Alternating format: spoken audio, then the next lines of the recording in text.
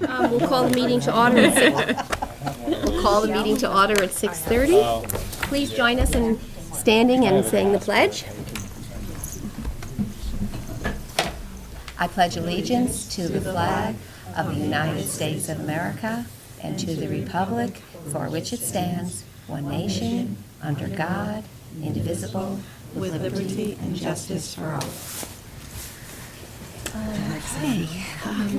See, we have a few folks here this evening. So we'll begin with public comment. No? Okay. Would someone care to review our norms? I will. Okay, thank you. As a board, we will focus on student outcomes, be open-minded, respect each other, value different viewpoints, be responsive and responsible to our community, make decisions based on data and facts, listen to each other, be reflective, run meetings that respect time, have concise agendas, are transparent, and follow Robert's rules. Thank you, Mary. Okay.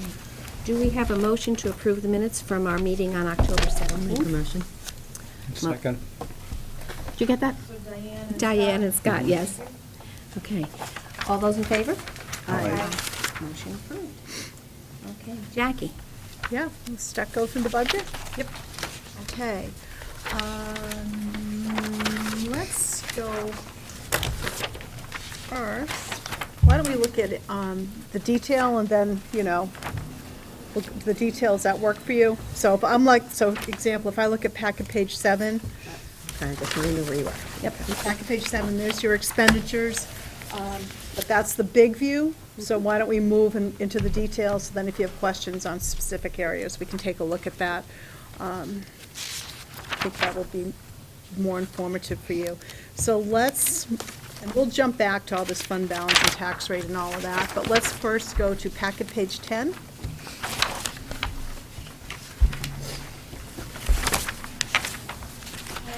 So I'll just point out, changes, but if there's anything on any area that you want to ask questions about, go for it. And we'll be happy to work with you and answer what we can. Well, hopefully we can answer all of them. So early education, you'll see just we do have some reduction in our contracted services there, and that's just totally due to the number of kids, so there was just less cost. And, that always varies. That's a hard one to predict, but that's why you'll see some decline in that. Jackie, what kinds of services fall under contracted services? Those are 10 hours. Goes to the 10 hours, yeah. Yeah, so our pre-K kids that go to private providers. Got it. And we pay the state rate for their 10 hours a week. And did you say that was preschool? Yeah. Okay. So we pay the state 10 hours per week? We pay the private We pay the providers. private provider 10 10 hours hours per a week. based on the state rate. So Got the it. state sets the rate for that. Thank you. Yeah. It's 3,200, I think. It's Somewhere around there, some there. 3256 Yeah, or something like that. 3356, yeah. Yeah. Thank you, Celeste. So then if we move into elementary program. Oh, I had a you'll- question. Oh, I'm sorry, go ahead. What is the site assessment? I don't even know what that is. Okay, where? Under early education, the last one. The assessment from the BRC for the pre-K here. So we have a pre-K teacher here in this building that runs the site, but it's also that site also provides special education services, so that entire cost of that staff member is in the BRSU special education budget, so it's assessed back to Mettawee. And there's also teachers who work at the sites at Courier Memorial School and next year at Manchester that are also assessed back to the Taconic and Green for those schools. Okay, so this is it's a form of special ed. Well, it's also for the pre-K teacher, so it's the teachers working in that program. Okay. It's the salaries for the teachers working in, Yeah, salary and salaries and benefits? benefits, Yeah. So anytime you see assessment in the budget, it just means that assessment is something you're getting, it's your portion, it's probably a service that they work out of the BRSU, Yeah. but it's your portion that you're paying, based on your population. But we pay for the paraeducator in the program. And that paraeducator is hired here. Right. Right. Right, it's just sort of a special ed distinction. Paraeducators are allowed to be hired and paid at districts versus having to be paid for through the supervisory union, whereas special ed teachers have to go through the supervisory union. Got it. Okay, any other questions on early ed? Okay, elementary program, you'll see an increase, first line salaries for teachers, that is what was contractually. We had a 3% increase in salary, so it's pretty straightforward. There's no changes in staffing in this building coming, that we're anticipating for next year. And does that 3% get driven by a cost of living rubric, or? That's what's negotiated. So that enters into it sometimes, but that is negotiated through the master agreement. So it's not connected to a number that would come from the Fed or something? No, it's a negotiated number. We try to use that number when we're entering it, when we're involved in negotiations. Got it. Sometimes Yeah. not. Yep. And I had a question, that kind of is a recurring question, so I'll just bring it up now. The group medical, I was kind of trying to figure that out. Yeah. Because it's like, it almost seems like a variance per person. Like sometimes it seems like it's one person's salary and then it's like $22,000 for group medical, and then for the group medical for elementary program, it seems like it's closer to like 16 or something. I mean, I was just trying to figure it out. It seems like there's a big difference. Yeah, so you can't really look at it on an individual basis because everybody has the option to take a different level of coverage. And each level of coverage has a different cost associated with it.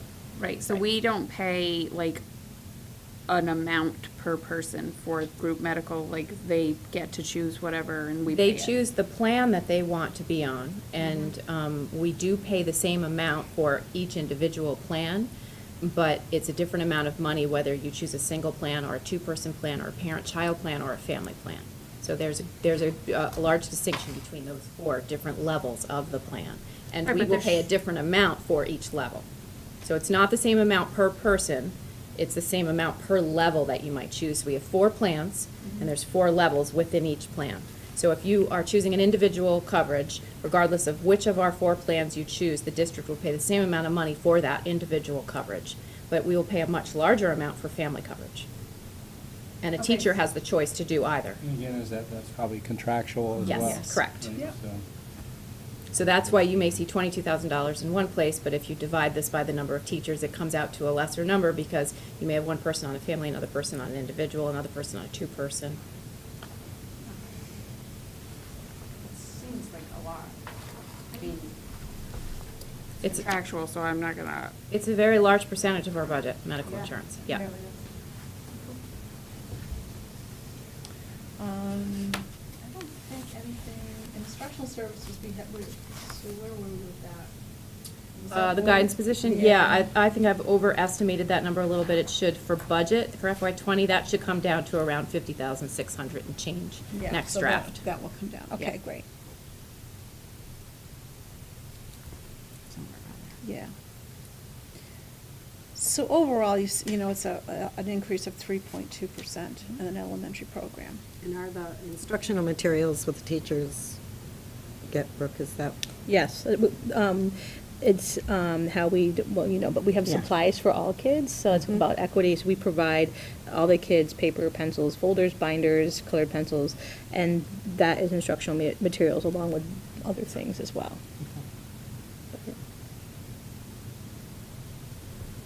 Okay? You Can I okay just there? ask environmental education, what is? A four wins. And that's actually only a portion of that. It's half of it. Yeah, we fundraise for the other half.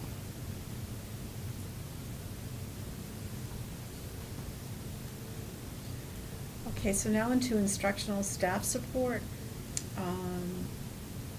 So you will see, help remind me on support stipends. That's the mentoring That's stipend. So mentoring, we that's don't right. have We don't anybody have right any- now being mentored in the building, so that's why you don't see a number under the Yeah. anticipated column, but we always put a placeholder in there because you never know when you're gonna get the new teacher that you need to provide the mentoring to, and it's contractual. And you will see, so the big jump you will see under 2200-331 curriculum support assessment. And that number, we have to make a change, we made a mistake there. That number, instead of $61,053, is $33,827, and we'll change that in the next go-around. 33,827. $33,827. Thank you. And part of that is your assessment. We did, the BRSU board did approve the addition of a technology integrationist and data analysis position to work at the supervisory union level. And so you'll get your assessment, part of that comes to you because you'll access those resources. So that isn't it. That's why there's a jump there, okay? And rationale behind that, I mean, we do have tech folks that work and provide all of our IT support and all of the systems and keep all of that running, but we're really feeling a need to someone to provide some leadership around how do you integrate technology to leverage learning. And you have a great resource in this building. And, you know, I think Kelly will tap into Kelly, and that Kelly would work closely with that person. And we also, this person, we're hoping to find somebody that can also do data analysis for us at both the school level and at SU-wide level. So that's what that position is. Any other questions about? Okay, so your total elementary program, you're seeing that that's a 6% And that'll go jump, down but a that little is going to go because- down just a because smidge. of that. It'll go down a little bit because of the instructional staffs, that curriculum support assessment that we're going to make a change to. Secondary program.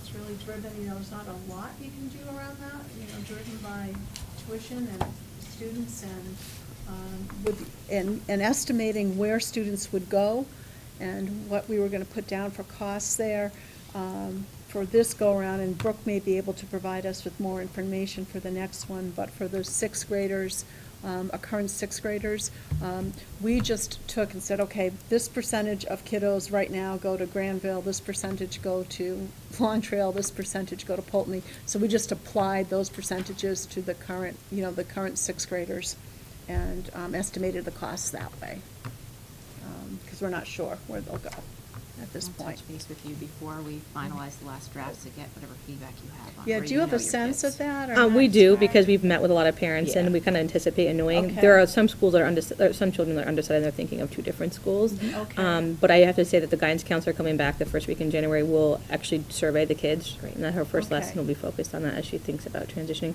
We set up visits in March, so we want to make sure we know what Yeah. kids are going to. Okay, good. That'll be perfect time. What are the services?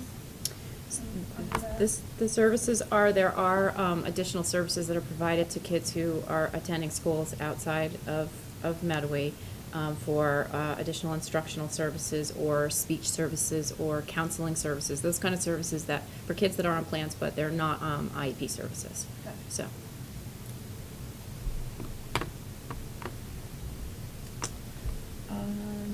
Any questions in the health area? That's pretty straightforward.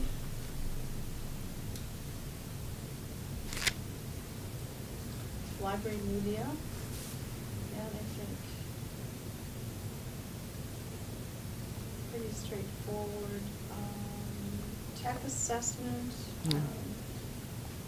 Yeah, some- that jump is a little higher than you might expect to see it because Mettawee's share of a certain category of costs in the BRSU budget, the category that is just school-based, not totally SU-based, you guys your overall share of that assessment went up by 1%. So not only are you absorbing any additional costs, say because of increased salary and benefits at the SU, but then you're also absorbing a higher share of the overall cost because your percentage of the total SU is a little higher this year with respect to the kids that are going to our schools that we operate. Does that make sense? So we had some declining enrollment in our other district, in Taconic and Green, and that impacts, when that happens, you're taking on more of the assessment because your students, you pay on a percentage of students that you have.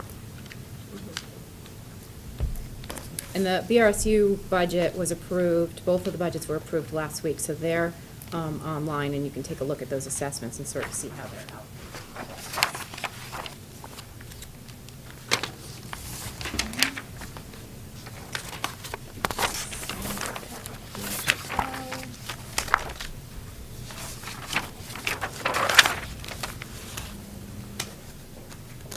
Officials, not really anything. Okay, let's hear some questions.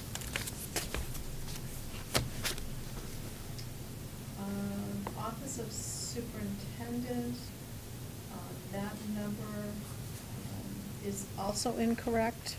A little transference. Yeah, a little, so, but that all comes out in the wash, but that number is not 94,723, it's 121,949.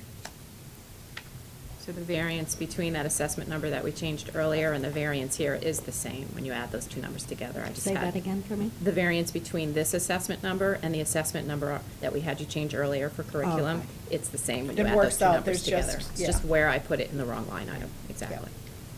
Okay, so that ends up with a 0.5% change.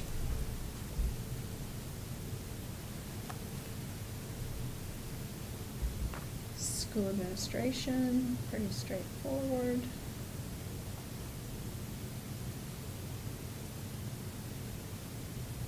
Again, under fiscal services, you see that same phenomena with your accounting assessment. You're paying a larger part of the share.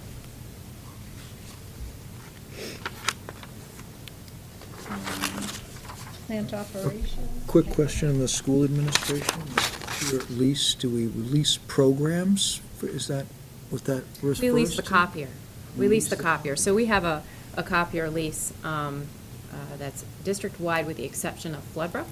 And so BRSU copiers as well. So we buy them all together as a group.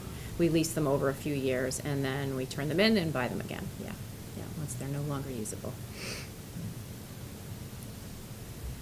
And I have to say that we did get new ones, and they are working amazing, and our service is fantastic. And we're Good to really hear, happy Brooke. that we have a Really good to transition, because hear. last year we had the guy here 2 or 3 times a week fixing them, and it was very frustrating for the whole building to operate.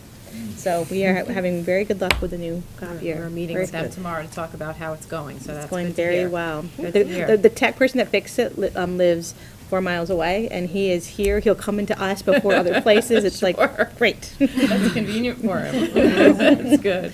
Can I bring He my took stuff good up care of to you? us.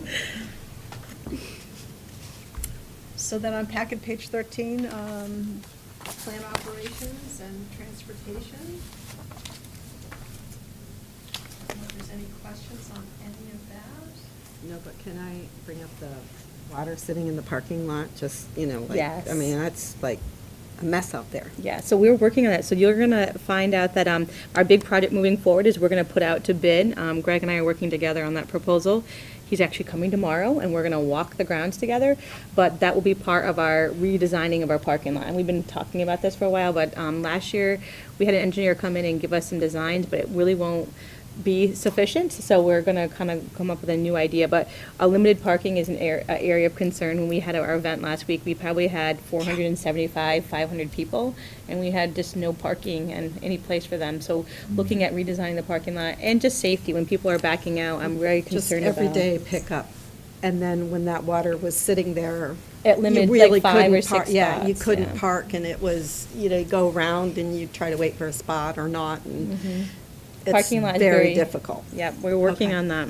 So that, our hope is this summer, that it will be all redesigned. Okay. But it will be a lot of money, but we know that's gonna happen. Bless you. Yeah. You think you could raise those speed bumps up a little higher? We're gonna completely change and redesign Please. those speed bumps. That is definitely, so but bad. low rising cars are not loving them, so. It slowed people down. They do. And they still scrape, poor people. They work, for Oh, sure. okay, so- Yeah, they do. They work on your dental work, too. I've been able to teach my kids how to safely hold a drink over the speed bump. Good balancing skills. Let your elbow go. And can I just ask about building equipment and improvement? What's There isn't? So, On this? yep, so the equipment is just looking at, tables, chairs, no, that's it, no. not in this No, section. this Not would in be, this okay, one. this would be the carpets that we have a plan Right, for, there you floors go. in the bathroom. So last year we did, there were 13 bathrooms, we only did 6, and there Okay. were carpets, but we only do 2 a year. So it's just every year we're gonna keep improving the classrooms and the bathrooms. And the bathrooms are very nice. We're very happy with the project this summer, and if you visit the ones that are close by, you'll see that they look better and cleaner and.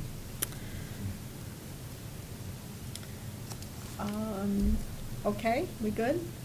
Transportation, building, special education. So, I will, you'll look, I mean, it's gonna jump out to you, the group medical, and we went back and forth whether we would include this jump for you, and I think it's a conversation for you to have. We included some more money there. We're not sure if your support staff will join the staff association, become unionized. And if that should happen, there are higher levels of medical options offered for support staff. So if that were to be the case, you would have added costs there. You can still decide to provide that, whether they, just join the union or not. That's another option. So that's just. I mean, whether they unionize or not versus Right. individuals, I mean, with that, how does that work? Well, if they do unionize, there will be, the major change is that there's in the new support staff contract, the Taconic and Green, and they would join and become, that's probably what they would most likely do. That there is an option in there for folks that have worked, and I'm not gonna remember all of this off the top of my head, but if you've worked for 5 years, then you have the option to have, I think, a 2-person. If you've worked for 10 years, you have the option to access a family plan. So it's based on longevity, and right now, it's single plan for your employees, so it's a big change. And we don't know, and it's hard to know, you don't know who's gonna take what. You have no idea. So we did, as you know, this year, we did up when this association was formed, the support staff, we had really a lot of inconsistencies about entry-level pay across the 5 schools that became that one association for paraeducators. And we did land on, we agreed upon entry level, which was $13.50 an hour. So anyone who starts as a paraeducator is paid that. We did apply that to this school, because you had the financial capacity to do that, and I told you, that we were gonna, it just seemed fair to do that. So, and I think many of the other benefits they have mirror what is currently in the support staff agreement, excepting for this option on healthcare. So, really didn't know whether to include it or not to include it, but we and we're just taking a shot with a number, putting it in there. And I do know our support staff really appreciated that. Do they have to contribute to their medical plan, or would it be a fully covered benefit, the support staff? It depends which plan they choose. Yeah. So there are plans where. So if you go to a gold as compared to a bronze, you Right. have to. Correct, Right, correct, right. yeah. Right.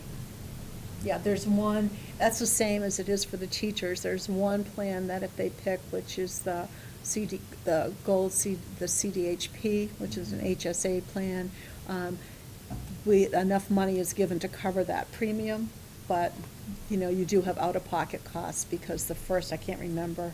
The what your- the total deductibles and deductibles co-insurance and all that stuff, yeah. has to be paid, so, and that didn't used to be the case, but now people do have to assume all of those costs. Yeah.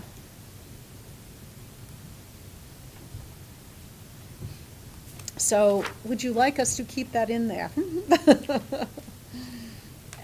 we I would say added- yes. We somebody too? No, but the staffing is the same, but the allocation of paras between the regular ed budget and the special ed budgets, if you were to refer back to where the regular ed paras are earlier in the budget, you'd see a reduction there. And so you see an increase here and a reduction there. And then on top of that, we also do have the increase, as Jackie was just referring to, of salaries. So that impacts that percentage increase as well.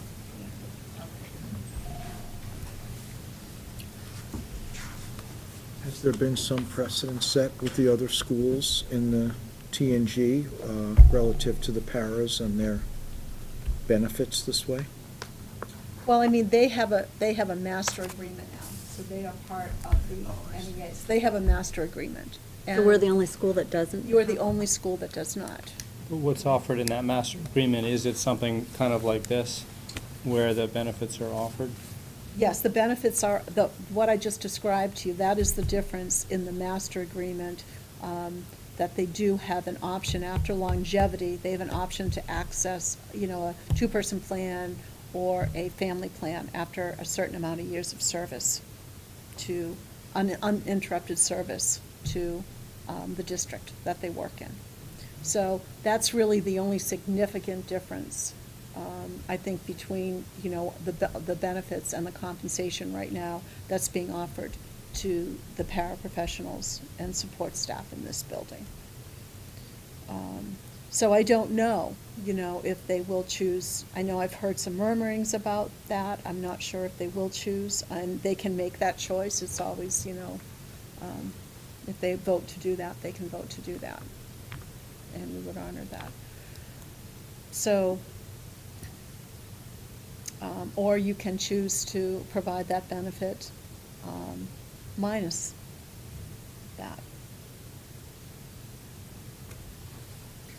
I think it's important that we follow Teutonic and Green for the consistency and the equity, and I really think it's important more so that we have the best possible paraeducators for the children who need them.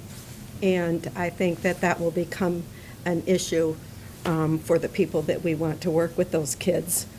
And I just think that we should just, I'm was wondering how come there were certain kinds of increases, but I think that overall, it would be greatly appreciated by that population. And then we get the benefit of having better qualified people. And I think that we just bite the bullet and do it, and can explain that well enough to the community that they will understand, especially the needs of the children and how they're serviced. And we're not sure that that amount is going to do it for you. I'm just, Yep. you're Yep, making a guess. But it's a number, so it Well, could I go mean, from there. I think the winds of change are blowing in the direction of we're probably gonna be doing this one way or another. Right. Regardless of the right or wrong of it, and I do think it's the right thing to do, so. Do it on goodwill rather than, Yeah, I mean, Yeah. don't be. We're gonna end up doing it yeah, anyway. Don't be forced into doing the right thing, just Yeah, do it. Yeah, no, I think, yeah. So we can look at that when we look at your personnel benefits. We can start to mirror that when we present that Yep. this year for approval. Yep. I think it'll be greatly appreciated by Absolutely. I think so. our support staff. Thank you. Okay.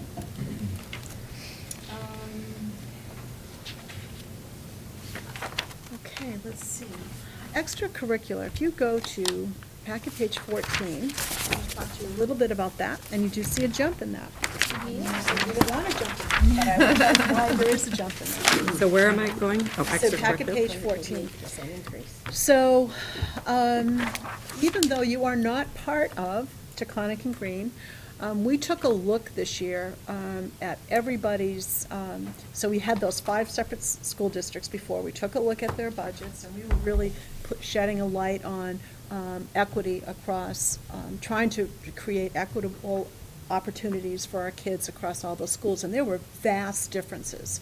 I mean, we had, I think our lowest was MEMS had $29 a kid allocated for field trips, and Floodbrook had something like 157, something unbelievable.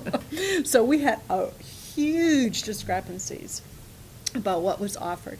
So we also took a look at what was offered for your school and what was happening, and we decided, we said, we're going to look across the whole board, and we are going to recommend an amount. We came up with an amount per student that we felt was equitable and was not going to take away from some of the opportunities that had been offered. So I'll tell you, in the Taconic and Green budget, I think we increased it by, field trips even by 24,000 or something. Yeah, it was significant. Yeah, we did increase it because we felt that it was not, if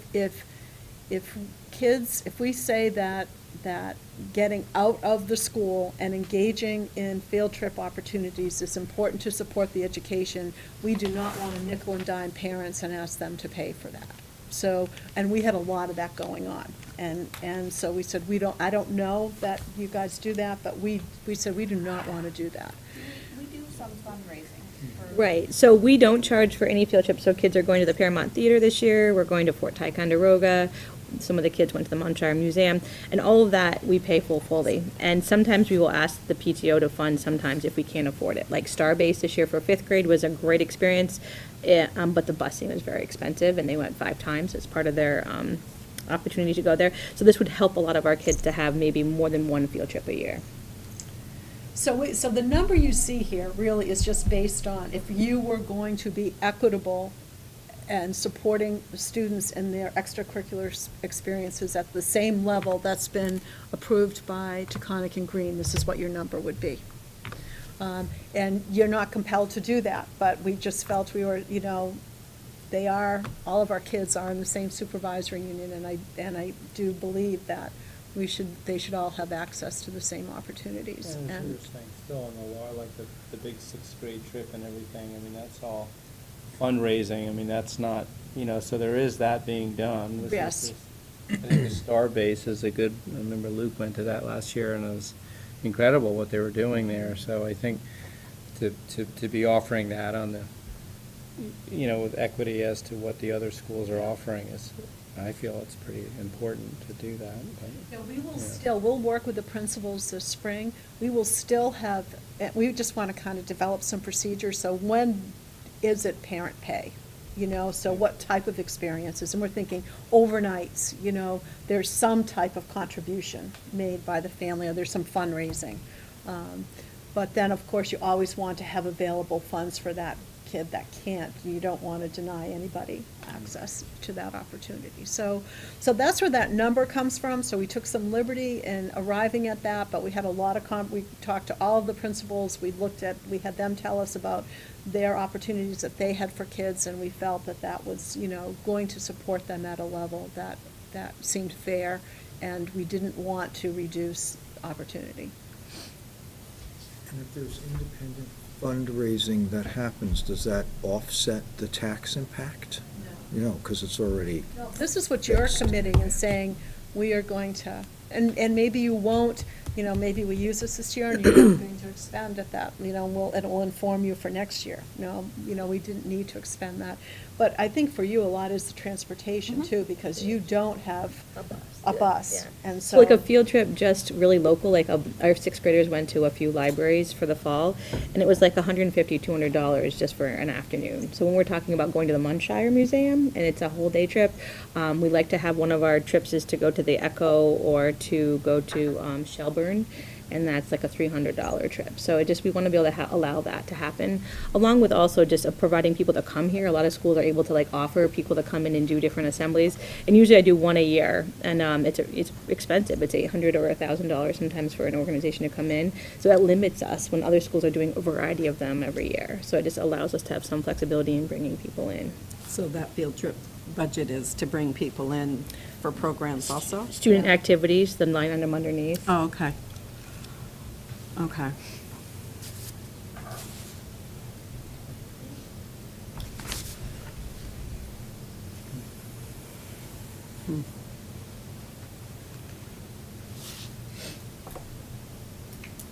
So I don't know where you are with that, if you want to.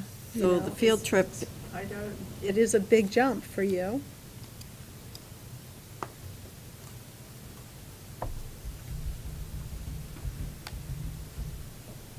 So how much do we usually, like? 5,000. 5,000.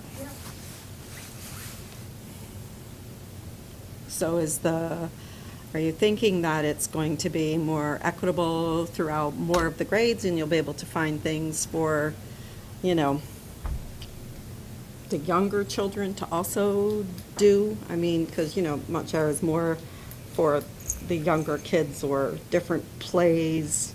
So this year, for I like, mean, for are there instance, programs available enough for them to, you know, for, I think this year, like, because Castleton used to offer us, and we were part of this, but free opportunities for us to have the kids go to experience their theater, and all we had to do is pay for busing, but they no longer are doing that, because they're reducing their budget.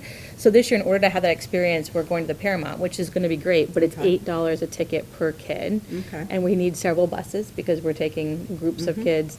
So in a way, this year, we're already doing something that wasn't in our budget for last year. We're just gonna try to encourage them to have an opportunity to go at least to one theater to have a I student. guess for me, I just want to try to make sure that it's equitable in the school, even though I understand that the star base is really important, and I know that Parker also really got into it this year, and, you know, so you can't tit and tat, you can't do that, but, And some of that money's being used for the younger grades. Is that- yeah, I guess I just want to make sure, you know, that, well, maybe K, but K 1, 2, and 3 are definitely, even 4, I just, you know, I know the 5th and 6th, the curriculum is more, to me, meaty maybe, and so I just want to, if you can't go on a field trip, get somebody in to do those special programs, whatever, will support Absolutely. what is being done, more science or more something, so. I don't know, what do you guys think? I think personally, it's really important, as what came up earlier, that no one is excluded because of, you know, their personal financial circumstance in the world. One thing I wondered was, and maybe you explained this already, if we don't spend the money in a given year, does that circle back around in some way, or is that just kind of Well, I mean, if you gone? don't spend money that's in the budget, then you have money at the end of the year, and you Right. vote to put it Okay. wherever you vote to Vote put wherever it. you want to put It it. doesn't go away. Yeah, tax stabilization or the building, or, yeah, Yeah. whatever, if you don't expend it, yeah. Yeah. And again, I mean, this is, you know, that's why it's important to have this discussion. That number would be based on what we are, you know, we just arrived at that because that's what we arrived at, and that's what would be based on for the other kids in the other schools in the supervisory union. But it doesn't mean, if you don't have that need, that you need to follow that, or if you feel that that's like too much of a jump for you in 1 year, we can, you know, you So can Brooke, what are reduce your that. thoughts? What do you think? I would say, like, I mean, I think even a compromise, I would even say $10,000, so it's a little bit less, so the cost per child would be not as much as And other then you could children. start to increase and see where to go from there. What, I just don't wanna, how do I say this nicely? I don't, I think it's great that we do a lot of fundraising, and I don't want to sort of, lose the motivation to do that, because I think this stuff is important for kids, but I think it's kind of nice and important for the community to feel like they contribute as well. So I don't want to lose the motivation. And I don't think we can change Boston because it just costs so much. I don't think our budget could afford that. So I think No, we're no, gonna no, have to. not thinking even, of I'm not that, are even you? thinking about Boston. Oh, I- she's I not. mean- I don't think, I mean, No, no, that's no, what no. I mean, Boston is big, and Boston is gonna be fundraised, and it should be. I mean, when I went, we fundraised, and it's, and I get it, and I'm not going for that. But I do know, like, the PTO does a lot of fundraisers, and we put that off into this field trip thing for a variety, I mean, the kindergartners going to Hicks and going, you know, like, across the board. I don't wanna lose that motivation, but I do think it's important, and I'm fine with an increase. I like your idea of a compromise. I also think like this particular year, at times I felt like some teachers at the end of the year wanted to do more than one, but because I want to be equitable, I did deny requests last year because I felt like it wouldn't be fair to have one class take 3 trips while others only had 1. So I think if I had an increase in budget, I wouldn't have to deny some of the requests. Yeah, they would maybe know ahead of time. My other thing with just fundraising, sometimes as a person whose door is knocked on often, it gets harder to keep answering that call. Yeah. Do you know what I mean? So I think I'm paying more that way than I would be this way. Right. Do you know what I mean? I mean, because I'm being asked. I mean, Jill and Jane and Parker and Asher and I. So, yeah. So, Brooke, you don't feel like an increase in this would impact, like, the current fundraising that's being done? Because that would still, We don't tend to do too many. I mean, the PTO does like 3 a year, and then we do 4 wins at 1 a year. So we don't try to Yeah. overdo it, 'cause I think it's a lot for our same families to contribute. Yeah, I guess that's my Yeah. point. Yeah, so I feel like we try to balance that out. Not every class does it, so really the fundraising really happens from 6th grade, as far as they're the ones that really put out more of events throughout the year to raise that money. So maybe take. But like in What Merck about- Forest, for instance, is a great example. Like in the past, we used to ask families to pay, and this year we just felt like it was really hard to ask. So I, as a school, supported buying the food because we just wanted to make sure that that wasn't going to limit kids to not go. So I think those are some slight things that at times it would be nice to be able to Allow do. parents to go possibly. So what if we go with her suggestion of 10,000? yeah, what if we did like the 10 with the idea of eventually being at the same or similar level as what the other schools are, just so that we're equitable with them, but instead of jumping all at once, if we did 10 this year, and then next year, it won't be, because it is kind of scary, 188% It is. increase, that kind of jumps You out. know you're but gonna if get we- questions about it. If we, that would be what, basically doubling from last year if we did 10, and then did another jump next year to catch up or something, I mean. I would endorse that idea, and I guess I need a little clarity. When you said that, I'm not sure exactly how you arrived at this 14.4 number. Just. We took all of, including you, we took the current budgets, current expenditures on field trips from all 6 schools.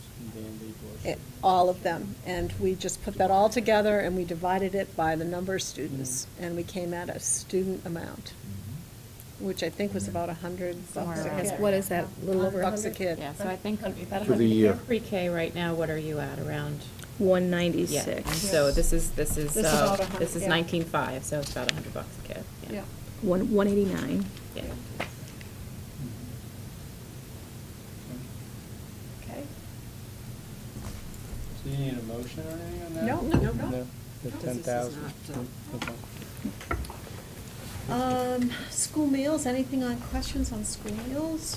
Are we going to be on the shared menu in 20? That's a question I think that Kelly is probably trying to work towards that. Yeah. You're the one school that isn't right Right. now, so. Yeah. I haven't had any conversations with her about Yeah, that. I mean, we met on the budget itself, and she feels she can bring you guys into what we're currently budgeting for expenditures. You'll see on the revenues page that revenues are down a little bit for the food service program. Your participation is down a little bit, so Kelly's aware of that. She's watching it. She'll try to help do something about that. Right now, we're estimating to have those revenues come in a little lower, just because that's what they're projected. But Kelly and I will look at the numbers again at the end of this week, once we can bring December into the picture and see if it looks a little rosier than it looks right now. I'm sorry, go ahead. No, go ahead. I was gonna ask about that later, and I guess I can, but do we have an idea of why those numbers are down? Why is that? No, I think that's what she participation has to take a closer look at, as to why down? participation. Have our menus changed? I mean, has there been a change? This is the one school that hasn't been changed by bringing in our food service coordinator yet. So, while I know that she's worked with Heather to try to make sure to start on compliance and No, all but that kind of stuff. I'm but- asking, that I knew. What I'm asking is, what, without really totally teasing it out, what might we off the cuff attribute that to? I think there's a little less of free and reduced, so our percentage went down slightly. And I just think that, the only change I've noticed is that I don't even know right now who's applied and who hasn't. I have no knowledge of that, so it's a transition. So I'm not even able to help support those to encourage them to apply that may be struggling, because I don't know that information, but I do feel like maybe there are some people with higher balances and they're not gonna continue to charge. So I think that maybe there's some families choosing not to purchase. And I don't know that we've teased that out yet. I don't know that, I don't know that we can say at all whether or not there are parents with high balances or if that's happening. I mean, Kelly certainly hasn't reported that at all. But I think that's something that she's aware of and will be looking into. So I think that part of her job and her position is to help oversee that and to use Brooke as much as she possibly can with respect to that and dealing with families and making sure that people are able to apply and all of that. So, I mean, I think we don't have specific answers for you on that, but we have somebody employed in the job to help with that. And then the difference between the child nutrition program and the locally supported program, it looks like there's a drastic reduction in food cost.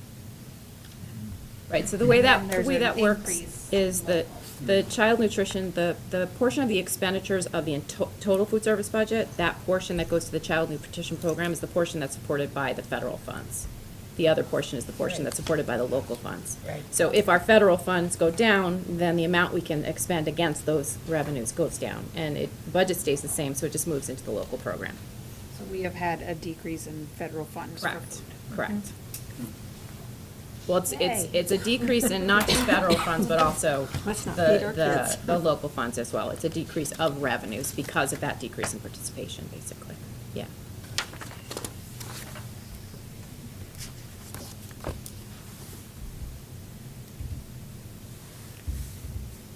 Okay. Moving on to packet page 15, that gives you a look at your tuition. And I explained already how we estimated, and we'll connect them along. Brooke, you'll probably see some changes once we have some more information about where we think kids are going.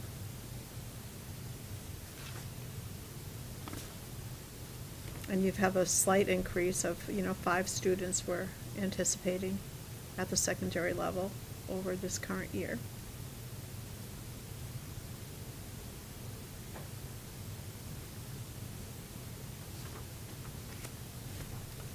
Okay.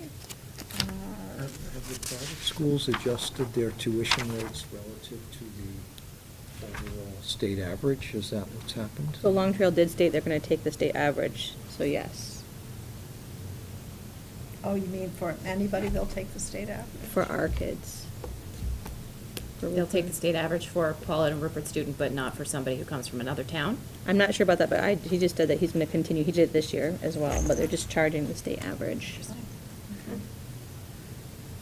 And just as an ancillary question, I know we had sent a SWAT team out to Granville.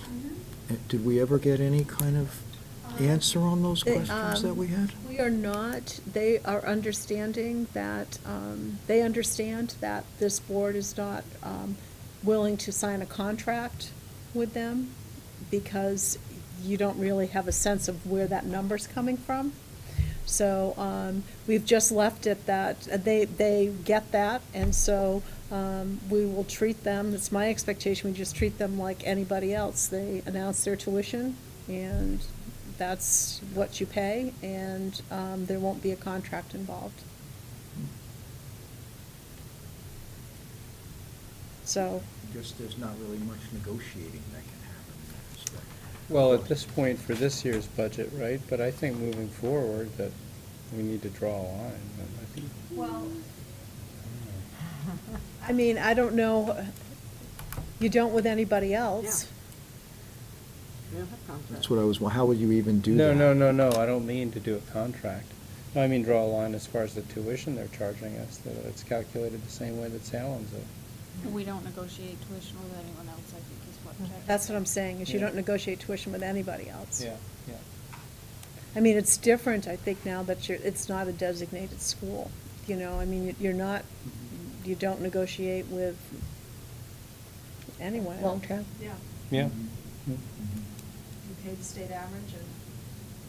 Yeah, so that's determined by the state, and the same way, like the New York State should be determined by how New York State calculates it the way Salem's. I think the idea behind this is that New York needs to deal with whatever their laws are Mhm. on their own. Yeah. And I think that that might be better for us to just stay out of it. I think However, what's the Granville general doesn't seem idea? to be inclined to do that, and I guess that's just their mistake, or Yeah, whatever it was. I think that they're assuming, whatever risk they're comfortable with by potentially not charging the correct legal amount. Yeah, I mean, I think so, and, I mean, signing the contract was a way, because that was one way. That was I mean, one way to my bind us to understanding, pay. It's either you Yeah. do the Seneca Falls, you do the actual per-student cost that you have to demonstrate and be able to prove, or you enter into a contract agreement. Right. So by With- us not entering into a contract agreement, they're either going to charge us what the Seneca Falls rate is, or they'll potentially breaking their own laws. But I don't know that we have leverage over that. I don't think we do.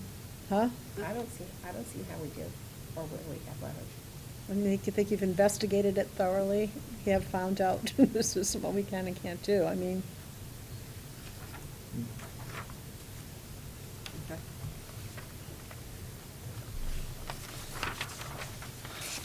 Let's see. If you go on to, okay, packet page 16. It just shows you your general assessment amounts. We talked about, it's both the start of this, so, BRC assessments, so those are your assessment amounts, comparison between last year and this year.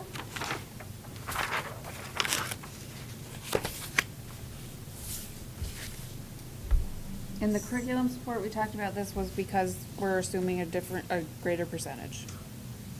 Curriculum support, that's that added position of the technology integrationist, okay?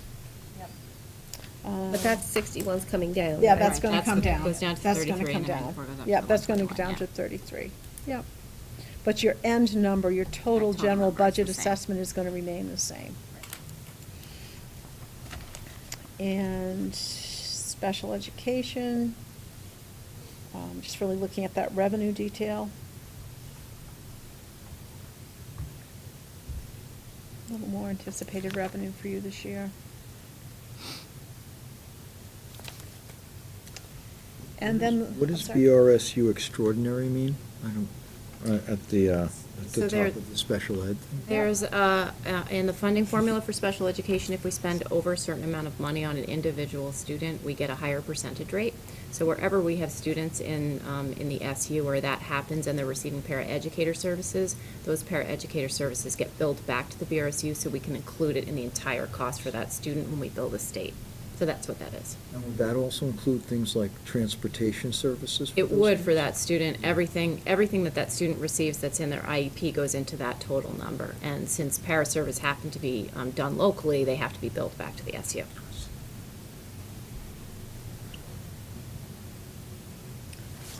Okay, and on your packet, page 17, that gives you your, it's really just showing the positions, your FTEs. And you'll see that's remain the same, 35 and a half FTEs last year, and that's what we anticipate for this year also. It just breaks out and shows you who's who and where it's happening. So let's go back to packet page 6.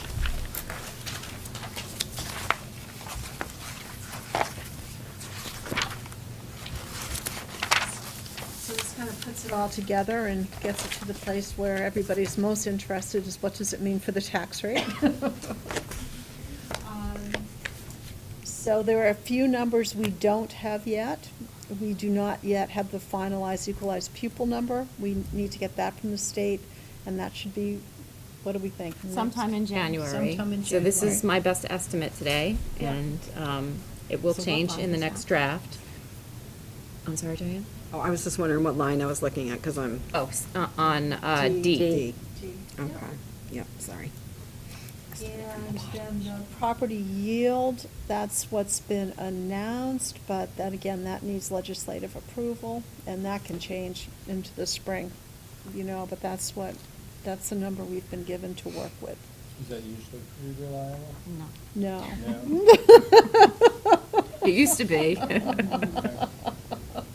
Depends how things are going Yeah, financially. it really depends on what they decide to do. Yeah. What's going on? Yeah.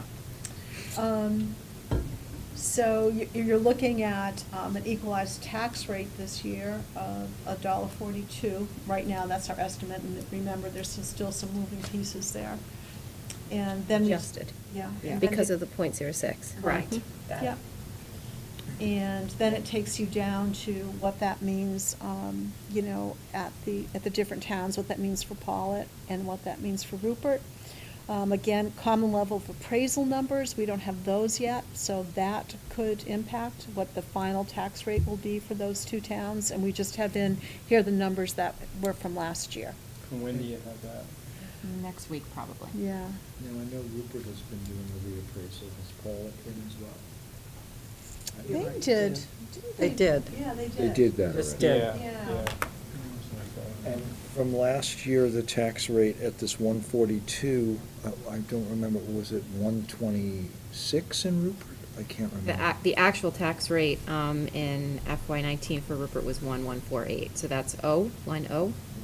That's where you landed after that. Got it. Okay. After the application of the common level appraisal.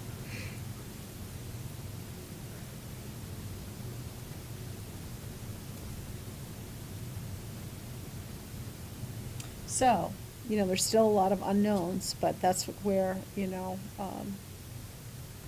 some estimates for you.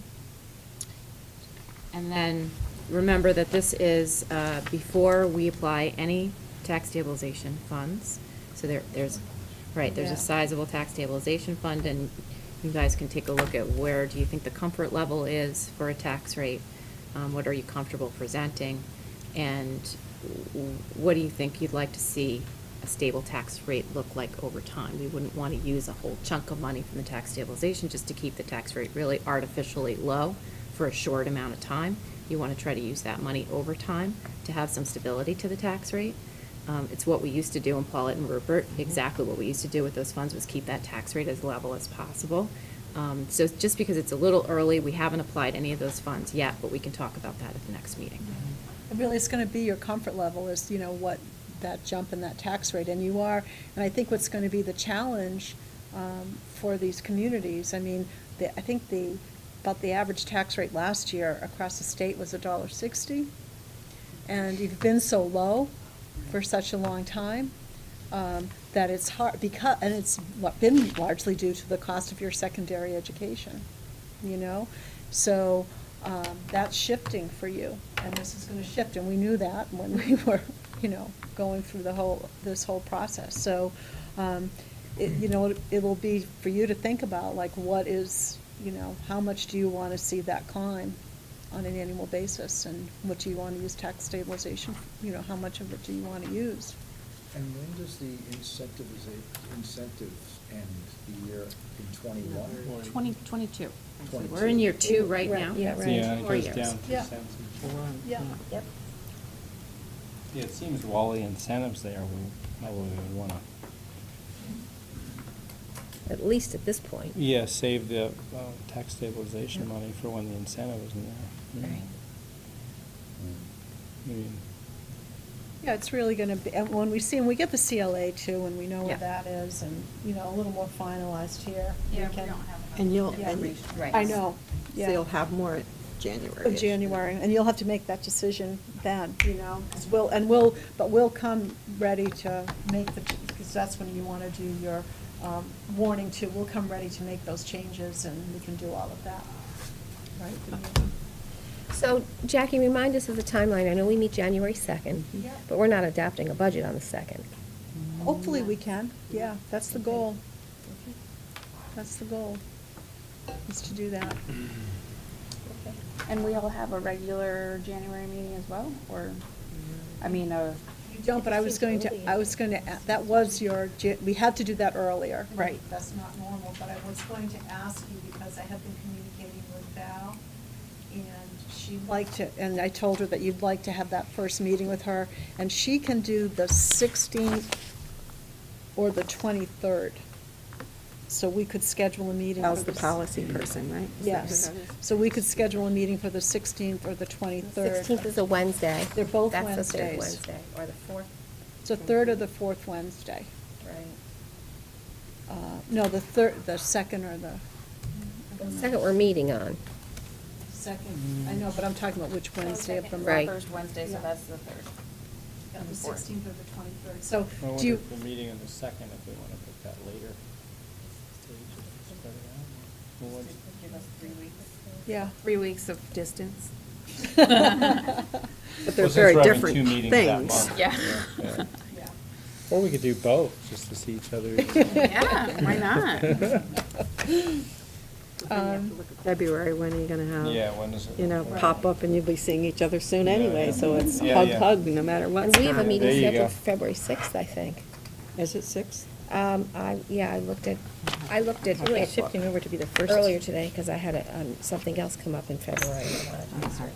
Yeah, we probably do it earlier because you do prep for the informational meeting, I'm guessing.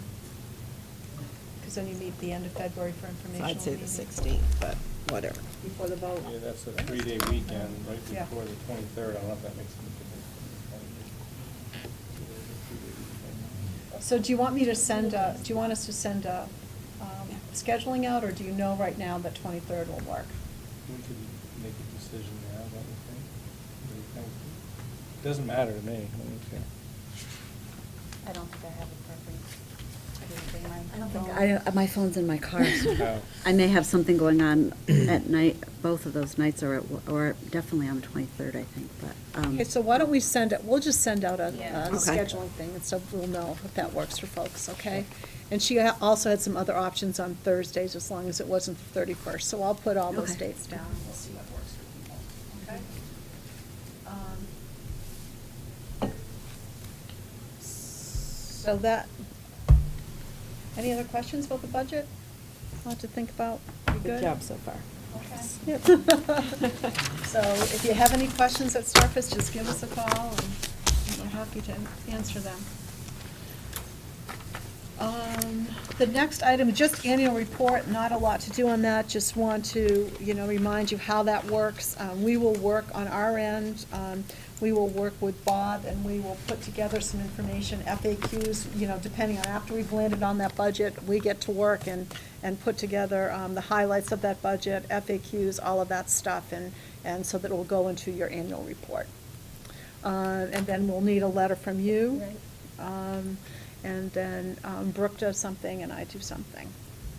And I believe you wanted to mail annual report, am I correct? Yes, we That's do. where we are? Yep, Right. okay, so we'll do that.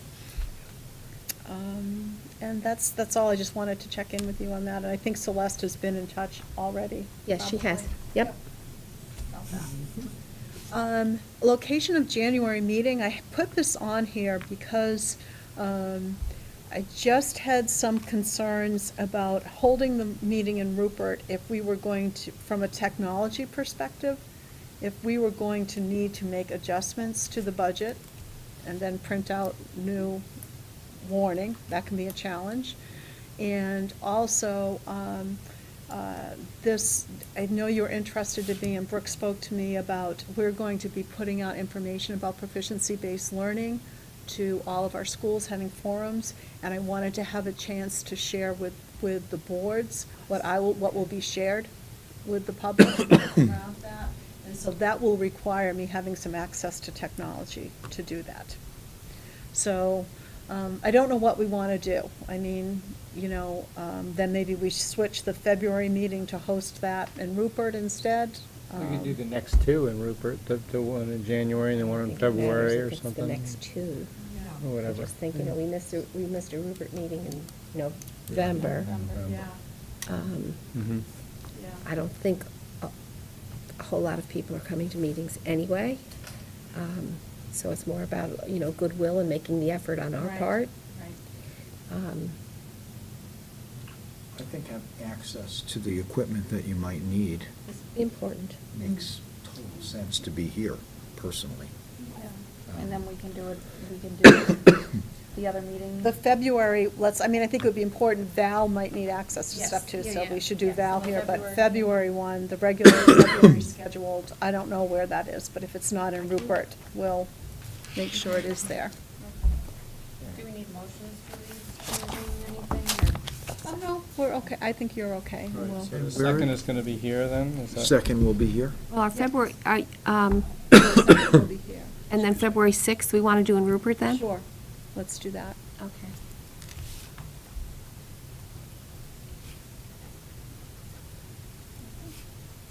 Okay. And then it will take up from there, like the March meeting will be where we had scheduled it. to Right, be, and then, and we'll in be back March, you on- do the whole, for the year. Yeah, yeah, yeah. Organizational meeting, that's March 20th. It's hard to believe we're getting there already. A quick question. At the BRSU meeting that we were last at, you mentioned that the Mettawee School seemed to be much further ahead in this proficiency-based learning methodologies that comparative to other schools. And could you just speak to that a little more? Because I wasn't quite sure what that really meant. I think what I said is that I felt you were very advanced in your personal learning plan work, which really does feed into proficiency-based learning. I mean, you're positioned well to do the work because it's just the whole attitude of the staff, and they really work with students on setting goals around, and they identify where they are individually as And the learners. student-led And they set conferences. goals, student-led So you're very positioned to do the work, and I think since the very inception of the school, you've operated that way. And so I do think you'll provide us with leadership throughout the rest of the supervisory union, and you have already provided us with leadership. It also seemed to me when you had mentioned it like a positive spin in terms of what we can put out to the constituents in Yeah. our towns in that way. Absolutely. That we are somewhat ahead of that curve, or, yeah. I think you are ahead of that curve, and as you know, Brooke had the Agency of Education had 2 folks visit your school last month in Mm. November, and heard back from them, they were very impressed with what they were seeing with that work around, student-directed learning and that attention to, paying attention to where kids are as individual learners and how the teachers are responding to that. So, yeah, I do think that we should capitalize on that. Absolutely, especially with the budget coming out, so Yeah. people feel like, all right, well, as it's gone. How's my money look being at- spent? It's being, Yeah. it's being productive, or seeing what it's supposed to,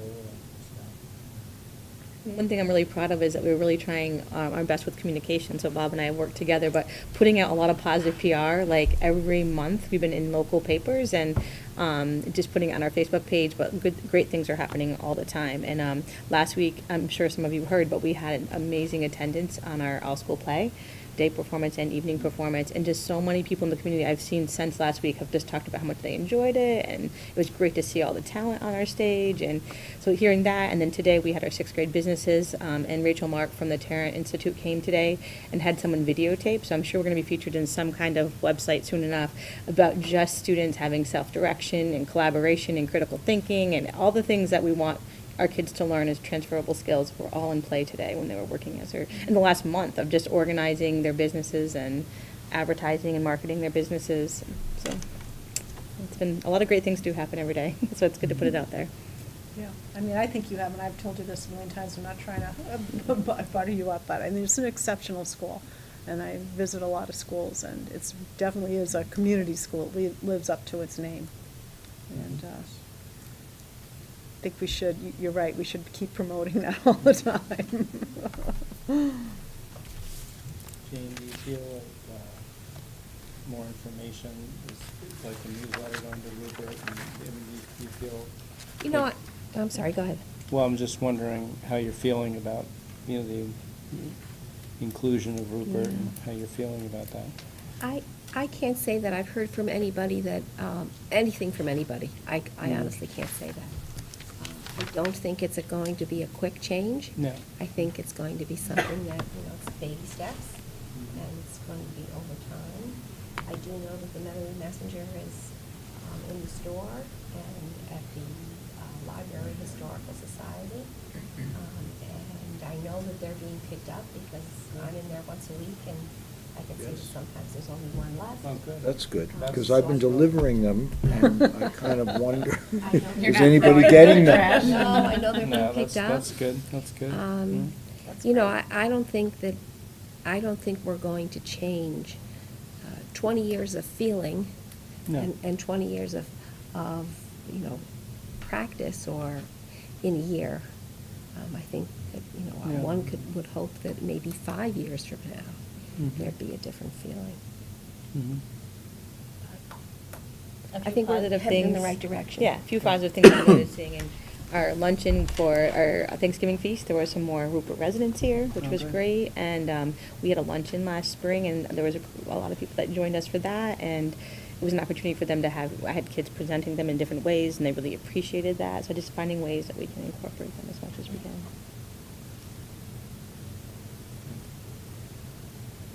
Okay.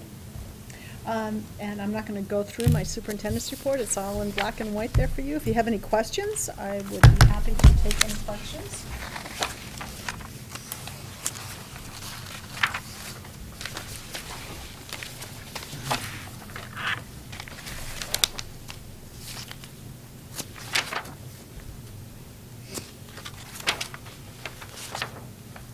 The report cards are,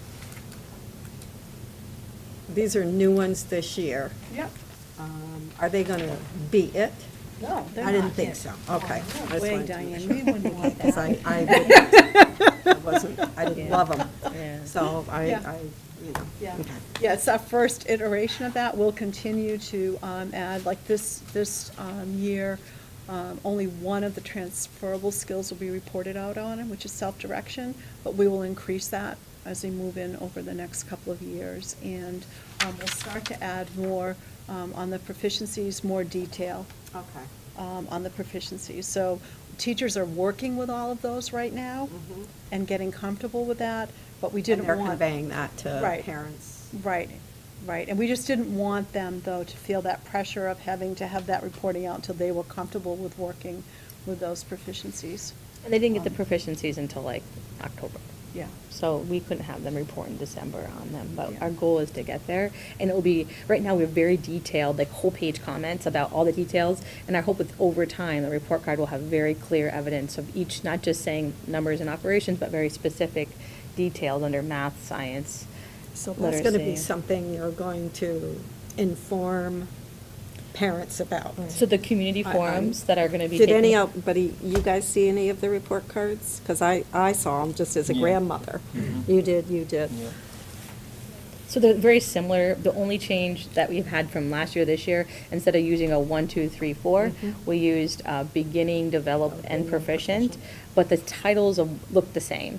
And then moving next year, our hope is that we'll have more details under each category, each content area that will be reported out, so it'll be a lot clearer. But right now, the teachers, to kind of supplement, are doing very detailed comments, like lots of details on what's exactly happening. Yeah, what you'll see under proficiencies, which is there now that teachers can work with themselves, are there's more specific standards. So that's what you'll see is more reporting out, you know, that, and we can, so they'll be able to click on that, and if that's what was taught in that trimester, and report out on that, and the students' progress there.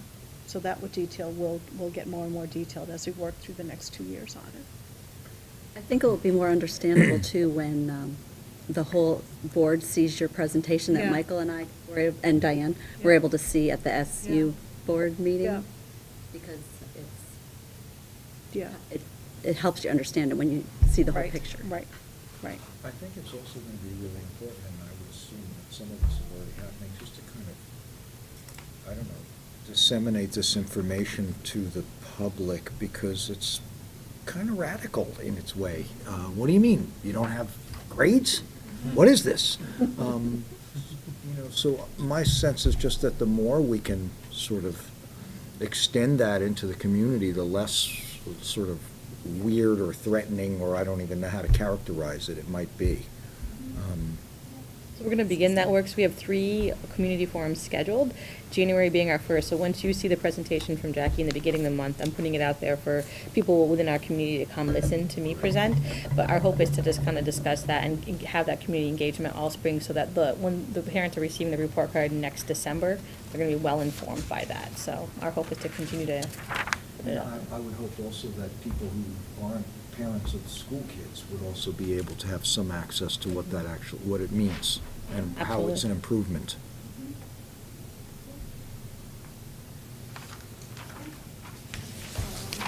Okay. I'm good. The public safety team? Yep. Smidge more about that? Or is it just kind of too early to really? Yeah, there's not a lot I can tell you about it yet, except that I'm going to do it. Is that I feel as, I know that all of our schools have their own crisis management plan and their safety plans. And what I would like to have as a superintendent is just having a greater view of that. Like, we're so spread out, and I don't have a sense of who are the emergency support folks that would support anybody in a crisis situation. And I just want to know that. I want to make sure, and we cross 4 counties, our schools do, so, that's going to be a challenge. So I did have reached out to Rob Evans, who does a lot of this work at the state level, and he's offered to help. And Brooke, purely because Brooke Olson Farrell, who's, at Addison Rutland, just through pure circumstance, she has become an expert in this area. So she has offered to spend some time with me to help as to how we would, put that together. So I feel like I'm a novice in the area of having that big picture, and I want to make sure that I'm up to speed and, feel that I have a good handle on how to support all of my schools. And God forbid if we ever have to do something like that. So that's what I'm just trying to get the people at the table, and we'll start in on it. And the next step we're doing locally on school safety is that we had Mark Moody come, and he did a very thorough job with kind of assessing our school. And he's coming to do a 2 to 3 hour training in March. So he's going to present to our staff and then individually go to each classroom and support the teachers and kind of come up with a detailed plan for each classroom. And we're really looking forward to that work with him. He's very knowledgeable. He has so much to share. He was supposed to be here 2 hours, and he was here maybe 3 hours, and he was here from 9 to 3, just really being thorough about details and great next steps for our school. And I'm really confident about just kind of helping us lead the charge as we move forth. And he's going to combine. He's kind of like what the state troopers came last year and did an assessment of each school. And it's like the perfect training. It's not just focusing on just Alice or run, hide, fight. But he's combining all these techniques and talking about the bonuses of each method. So our whole staff will have kind of a variety of ideas about what we'll be doing to help make sure we're carrying out a different safety plan. So we practice drills every month. Today we had a fire drill. Within 1 minute and 30 seconds, our entire building was outside and smoothly transitioned inside. But just every month we kind of can focus on different ways to make sure we're continuing to practice different drills. So. And the technology use, that's just like a heads up that something is.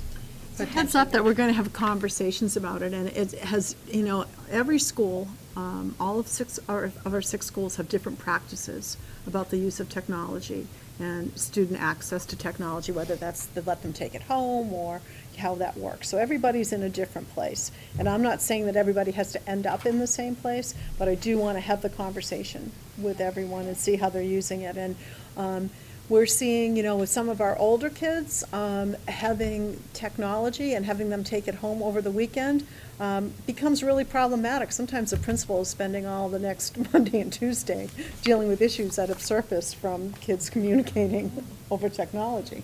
So, is there really, at first, and I say in here, when I first was really pushing technology and one-to-one, it was an access issue, an equity issue for me, because some kids didn't have access at home, and I just felt it was really unequal.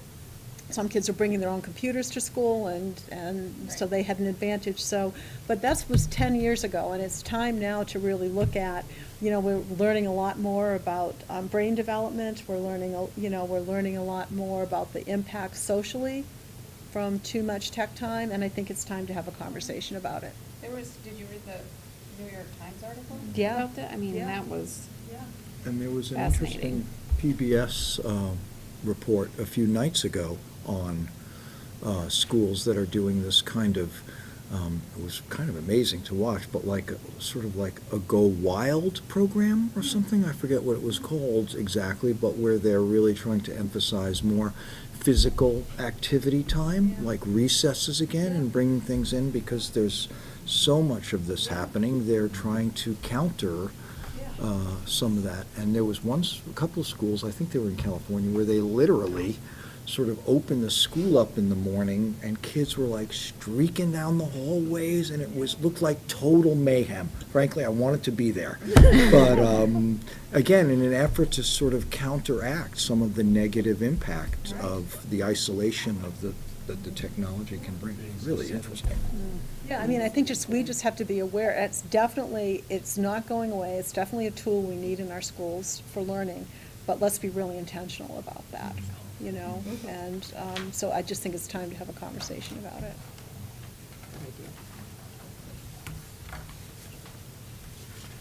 Okay. I can highlight a couple things. Okay.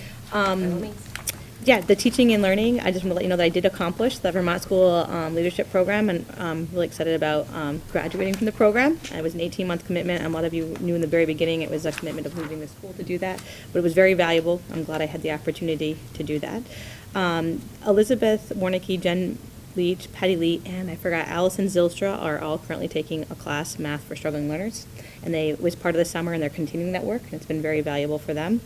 And I'm currently taking a trauma course through Castleton, a graduate course, along with other people in our SU, and we are together creating, developing trauma models that we'll be sharing out with all the schools in our SU this winter. So I'm looking forward to doing that, and I'm glad I was a part of that work.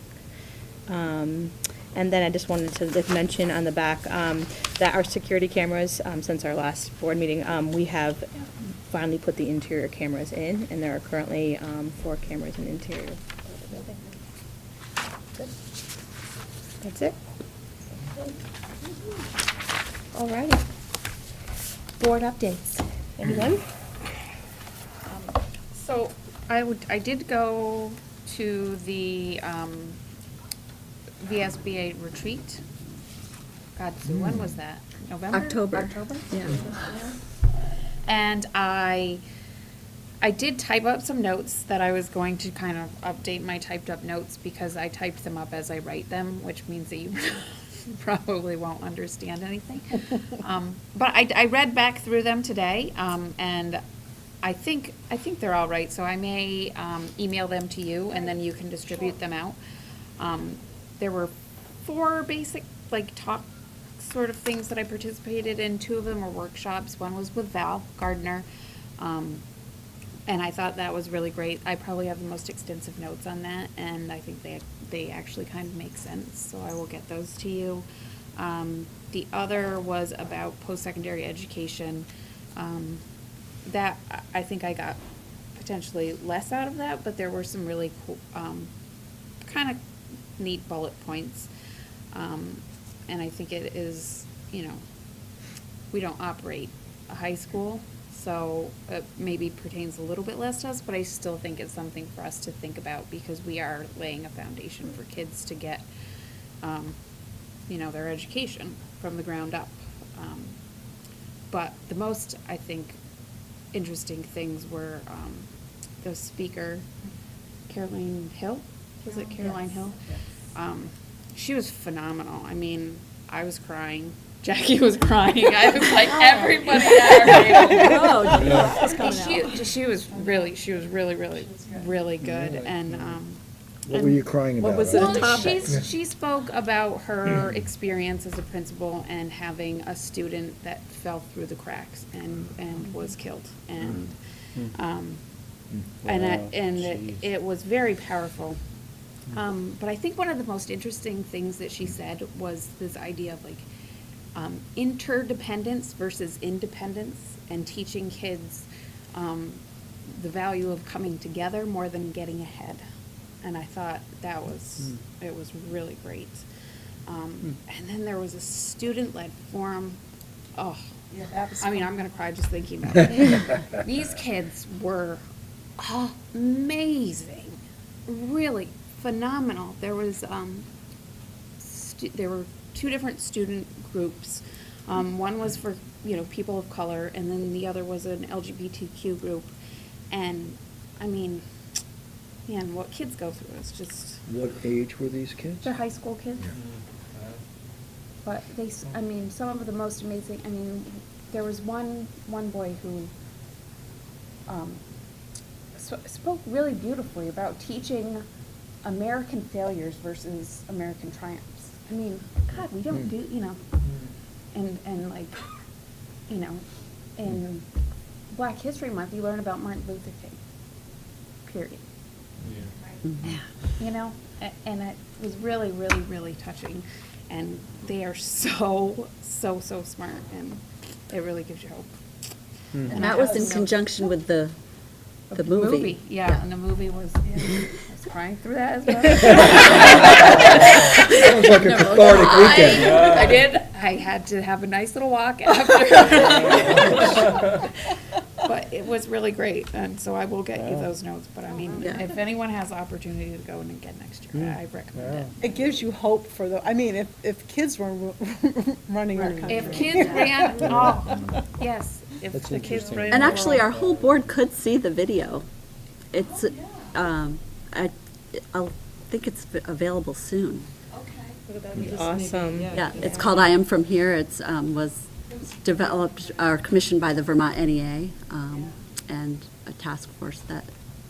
Would that be worked with- something that you could offer like here as like an opportunity to show it, or is that something you Yes, have a license? absolutely. There's going to be a toolkit for schools around this video, and it's coming out pretty soon. So, and Martha Allen is going to be coming around to schools to help present it. So, it could be something that could be shown for the school and also maybe at a board meeting. Who was the speaker again? What's her name?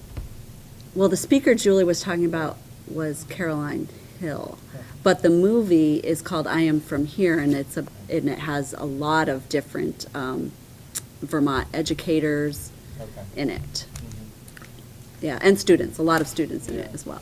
And it's really kind of talking about, I think that we are such, and it's funny, we're focusing on the same, my superintendent's group, the Southwest Part of State, we all get together, and we're reading a book study this year. We're all reading Courageous Conversations, and it so ties to what this topic was about, and it's really about how we're such a white state, and how do we have, we think, do we have racist views? Are there racist views out there? Do we have blinders on? How are we honoring and respectful, and are we, sensitive to kids of color?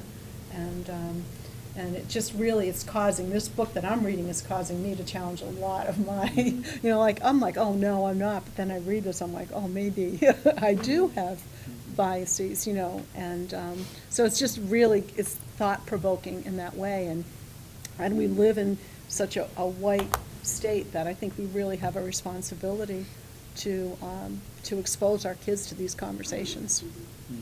This is not the world they're going to live in. No, and the kids in this state, I mean,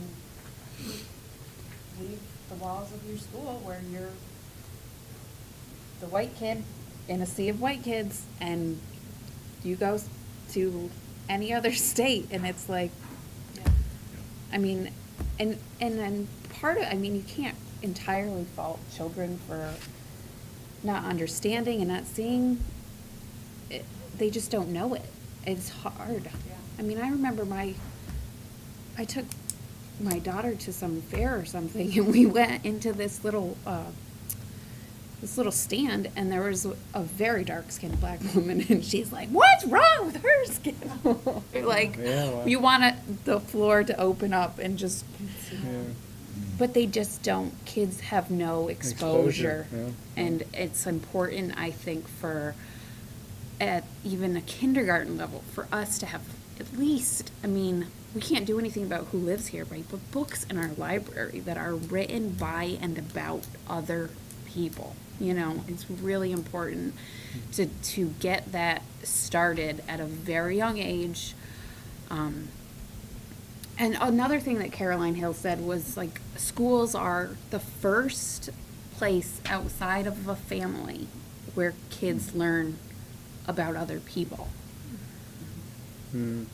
So that's. It's a big yeah, responsibility. Yeah. Hmm. It is a very homogenized place we live in. Yeah. It's unusual. And I think we should tackle that, because, I mean, it's not, we want our kids to really feel comfortable and to really see value in everybody. Diversity. Yeah, diversity, you know? So. I was just wondering, when you mentioned that film, if there's any way of getting that, again, out into the public beyond just the school? I mean, something like that, could you make it accessible and show it, for example, at the Rupert Community Building, or Oh, the yeah, library, like the or Rupert something? Library. Yeah, yeah. Might be really To useful. do it maybe at each library, call it in Rupert, you know. Rupert Library Yes. would probably show us. We Do a will, movie too. night. Yeah, we would do that. Yeah, that would be good. Mhm. It's a good idea. Yeah. It's called I Am From Here. I think having it more than one time at different, because like one In night, different people, places. yeah. Yeah, you can't always do it, you know? That's It's just right. like all the Yeah. other meetings, you're gonna have 3, and you'll hopefully be Yeah, regurgitating some, so. that's absolutely. right. Okay, anyone else have any updates for the board? Yes.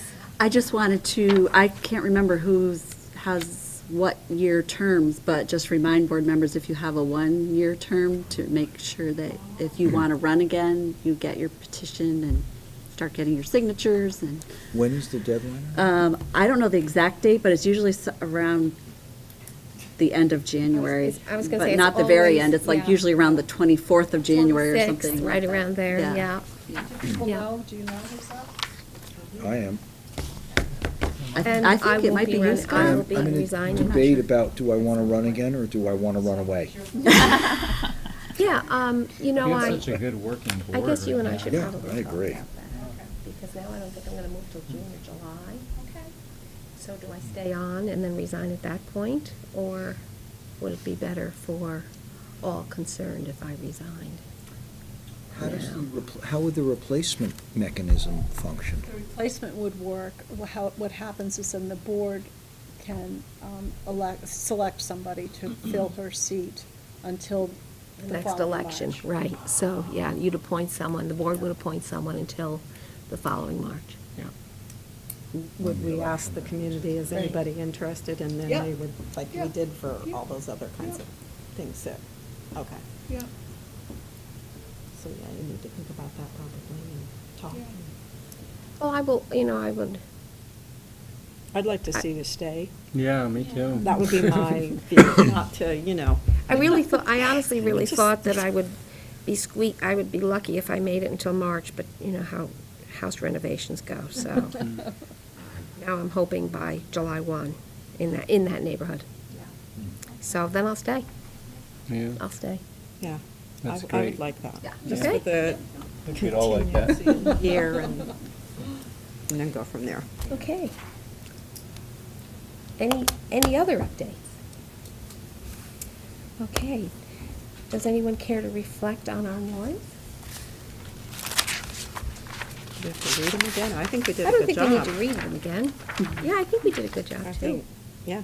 I mean, it's 8. Yay. I do want to, I think, thank you for preparing the budget as, Yes. because in looking it over, I did have some of those questions, and I think that you're always so very well prepared, and I just like marvel at that. Pretty amazing. I know. Lucky to have her. So I She's- just, I wanted to, when I was reading over, I was like, wow, man, she really knows her math. Like the little girl in the play, in the math. And so, yeah. Glad that you find it useful. I mean, I don't always understand it, but I totally appreciate it. So I just wanted to say that. I would second that and say that, Jackie, you seem to zero right in on the areas of the, Yeah, I that had we were- highlighted that we that had questions had the on, big- so Yeah, I some of thank those you for that. pictures. I thank you for that. Okay, public comment, folks. Okay, then I guess I'll look for, Just one other note. Michael? I brought my birth certificate from New Oh, York City. we'll do that with I got my Celeste. passport, I have my license, fingerprint. are. I just want to remind people, Yes, that if you want your stipend, you Is need that to for fill your the paperwork out. verification? So we Is need that for the passport? verification? yes, that I I'm an need to American have all citizen, of that born in stuff? New York City, baby. You need, here, I'll show you what you need. I didn't even know this. So, do we have a motion to adjourn? I'll make that motion. I'll second it. I don't Did you think get we that, need to, Celeste? yeah. Yeah, what time? Yes, I do. We will adjourn at 8:05. You're welcome. Just need the What do I need for passport. verification? I haven't done that yet. You need one from column A and one for, you either need a passport